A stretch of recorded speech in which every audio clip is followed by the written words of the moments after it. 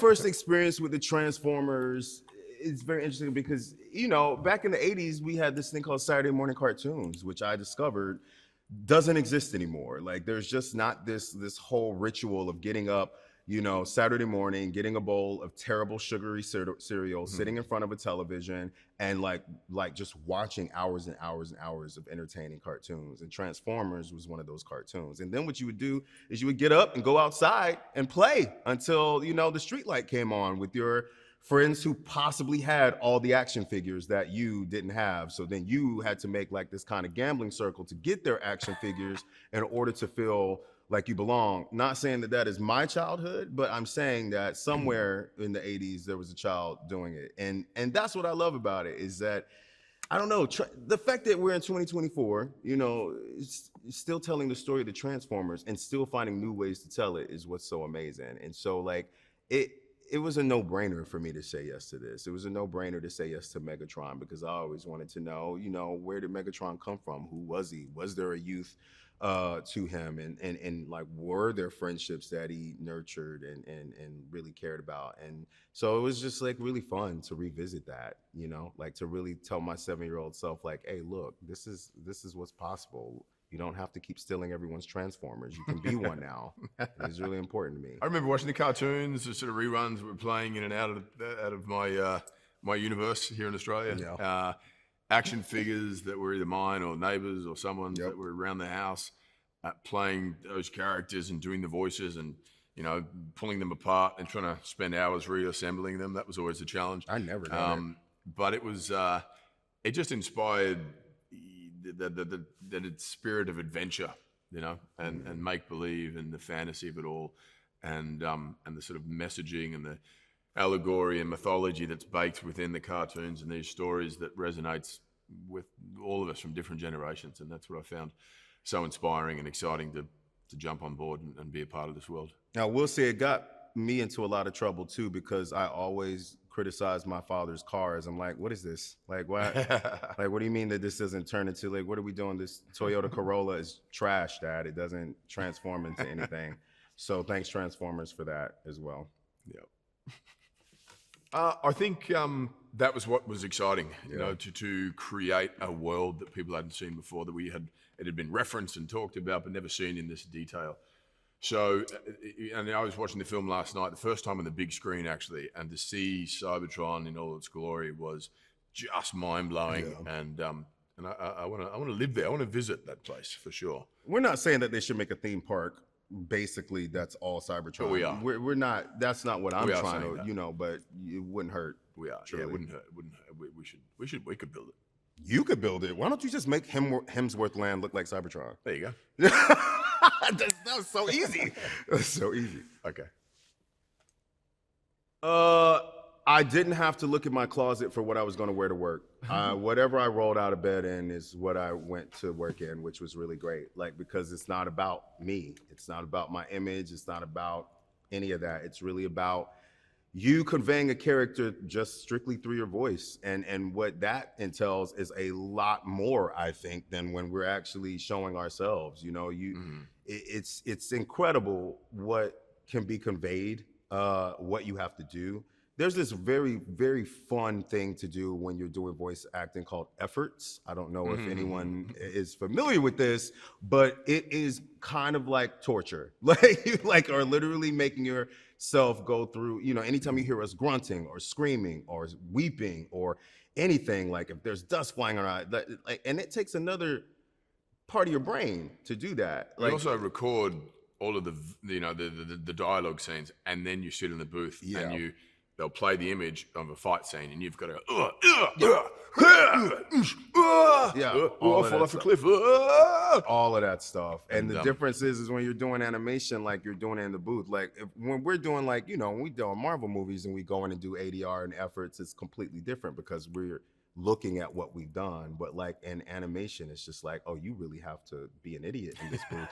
You have to like really like throw yourself around. And I think that takes a certain kind of humility. Honestly, I'm like, it takes a certain, you just have to, you got to humble yourself. You got to let go. You got to let go. And it's still fun. I will always hate it, but it's still, you have to kind of get over yourself and just be like, all right, well, that's why it's good that you get to wear whatever you want when you go in there. So if like you got Cheeto dust on your shirt and you're in sweatpants, it doesn't even matter. You just go for it. I don't even know if I answered the question. What was the question? Yeah, well, I had this sort of concern at the beginning. I said, oh, like, do we have to really push the sort of the vocal range and nuance and so on, even more so than the normal animation because they're Transformers? And I said, they're robots. There's not a lot of expression there. So we're gonna have to go even further. And that was a bit of a tightrope because, and Josh said, no, there will be little subtle sort of movements that still, we still see them as Transformers, but there's enough human sort of emotion that's going to resonate too. But I had a lot of work to do as far as a little bit of the feel to what Peter Cullen had done, but particularly in the very end of the film, leaning right into that resonance and the cadence. But most of the film having a more playful, youthful version of the character and allowing there to be a sense of humor and fun to it. And I really enjoyed that. And you are just left with your voice, obviously, not your physicality. So I found myself being a little more creative with what I was doing with my voice, which makes me think about, a sort of live action film, maybe putting a little more into my vocal performance, giving a little more life. What have I been colour doing to the it. whole time? I've I been standing there, sort of squinting just and really gazing off into the just like sunset. just gruff. Yeah, I hear that. Yeah. As I keep thinking about this film more and more, it's playing on a lot of real life situations that we find ourselves in. Like, I was talking to somebody, one of my good friends that I've had since college, and I was like, oh, wow, like, you don't really have a lot of those over time. Like, friendships sometimes dissipate. People go in different directions, be it either our morals change, our careers change, what we believe in, and so to see that is something that story transfers across the board, even in a story like Transformers, is captivating to me.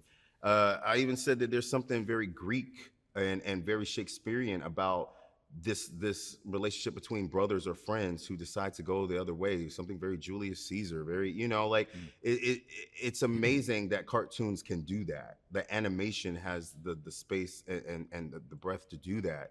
And it's no different than Megatron and Optimus Prime. I mean, like, we come across people in our lives that impact us, and at some point we're just going to change. At some point those people will be there, and some points they won't, and we don't know why. Oftentimes, like, I look back at some friendships that have ended in my life and I'm like, I don't even understand why that happened. I have no clue why this person isn't there anymore. But you have to remember that it did impact you at some point, and that there was a reason that person was placed in your life. And also what I love about this movie is that, what does it mean when you are living in a system that just doesn't work for you anymore? Like, what happens when you're like, oh, what I've been told most of my life is a lie. Like, I actually don't want to be this. I actually don't want to follow this path. I actually, and you get to see that here.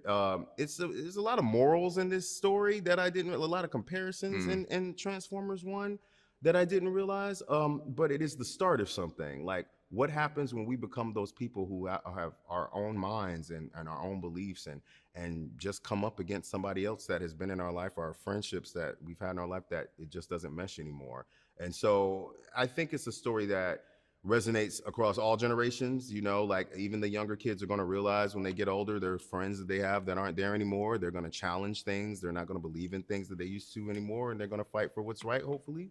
But that's what's cool about this franchise, is that all those things are there. It's all layered in there in such a beautiful way. And what's really cool about, what Chris has brought to it, is that you get to see that levity. You get to see that kind of kinship and that kind of connection between the two of us, played out through these characters. And that's really cool. Like, we just never seen it before. So that's what I love about this story. Sure. I play a character called Alita, and Alita is, she really is, like, she's a leader. She is, she's working up the ranks, and she's very much, she's very dedicated, and kind of, I think unbeknownst to her, like feeds very much into a system that she doesn't even know that she's like actively participating in, until the kind of rug is like pulled out from underneath her, and she kind of can't unsee what she sees, and really has to use all of those leadership skills to like rally her friends, and I guess fight the forces of evil. Yeah. As one does. Fight the man. Fight the man. I should say. Fight the metal alien man. That's right. There you go. My character's name is B127. And he actually is, he's at the bottom, way bottom of the corporate ladder. I mean, he's below the corporate, whatever's below that. Yeah, he's a worker bot. But he's a guy that sees the silver lining of everything. And so everywhere he goes, every station that he has to work in, he just thinks is the best thing in the world. And he just makes do. He makes lemonade out of lemons. It's just kind of his disposition. Yeah, and he's really a very kind of optimistic. He's an optimistic person. Yeah. Qualities. I would say Alita. She's a little bit of a control freak. Just a little bit. Yeah. She's very pragmatic. And I think she also, she's someone that like is good at identifying other people's qualities and their shortcomings and like also lifting them up so that they can like reach their fullest potential. That's her I think that's a good quality of hers. Yeah. That's what she contributes to the group. It's funny because I think my answer is a little meta, because I think that ultimately he brings levity to the group, but he also, ostensibly, he's the comic relief of the adventure. And I think that even in real life, there are people who are the comic relief. And if things start to get a little dark or a little dour or a little intense, you need somebody to be the release valve. Yeah. Nobody has ever called me a control freak, so I don't know what you're referring to. I'm sure. Don't fact check that with my husband, please. I mean, I think I am. I'm also a fairly pragmatic person, for better or worse, and I think similarly to Alita,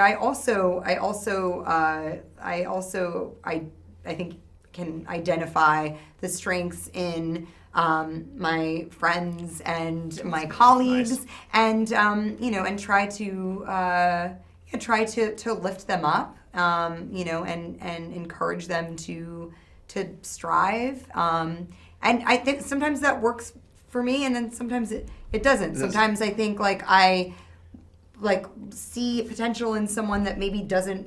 Also, maybe they don't want to, or don't believe it in themselves. Yeah, and they maybe don't want to strive for that same thing. Maybe they're happy where they're at, and I'm like, but you could also be doing this, And that's just my own frustration. I have to let go of those expectations. I think it's actually a very sweet quality to have that, to see the potential in others. Yeah, and I really I want people. I do want a quality of myself. I want people to feel comfortable, but I also I would say I'm a little different because I do what I can to meet people where they're at. I think B is really kind of it's almost a campaign in a way. He's like, here's who I am, and I would love to know everything about you, but I also want you to know everything about, you know what I mean? So I don't, he's in that way, a bit of a self-promoter. So I think we're a little different in that regard, yeah. You did give me a business card, though. I did, yes. Okay. Influencer.